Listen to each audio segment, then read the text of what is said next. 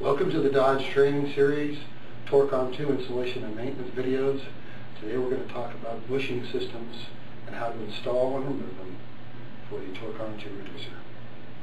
For the Torque on 2 short shaft bushing kit, you have your 2 backing plates, your 2 snap rings, your key 6 bolts and lock washers, your standard bushing for the inboard side, and for the outboard side you have your extended bushing and your crown snap ring, as well as your instruction manual.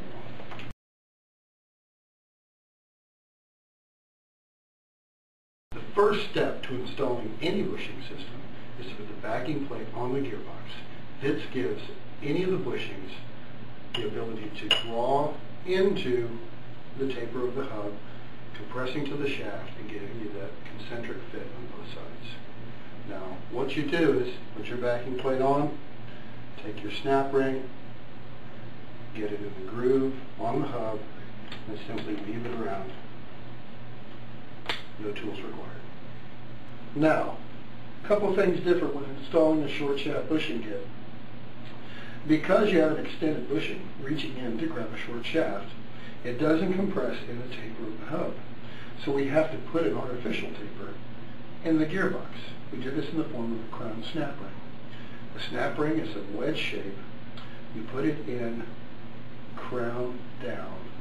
If for some reason someone puts it in crown up and gets it locked in there, simply turn it into the keyway, bend it real good with a screwdriver, knock it out the other side, straighten it out, and put it back in. It'll handle it several times. However, if your person puts it in there upside down twice, you might want to think about taking sharp tools away from it. Okay, now you put your crown in along the keyway, you slide it in, there's a groove machined into the middle of every single one of these Torque on 2 reducer hubs until it snaps. Now, it's hard to see, but you've got this crown snap ring in here, and that acts as your taper for your bushing to compress around the shaft. The next step to installing any bushing system is to slide the inboard bushing on the shaft. Now on a regular driven shaft you're going to have a keyway. The next step is to put your key in the keyway and prepare it to slide the rest of the gearbox on. Now, installing your reducer with your short shaft bushing kit, you need to be a little bit more careful. Get it on the shaft and make sure that that crown snap ring goes over the shaft. Slide it up to your reducer, inboard bushing. Now you've got to be careful. You've got to get your short shaft bushing over the shaft and inside the crown snap ring. The rest is relatively simple. You take your bolt,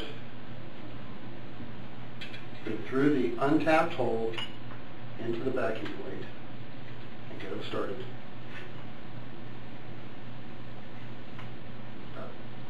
And you simply use the same torque wrench and the same method to tighten your short shaft bushing as you do your standard bushing.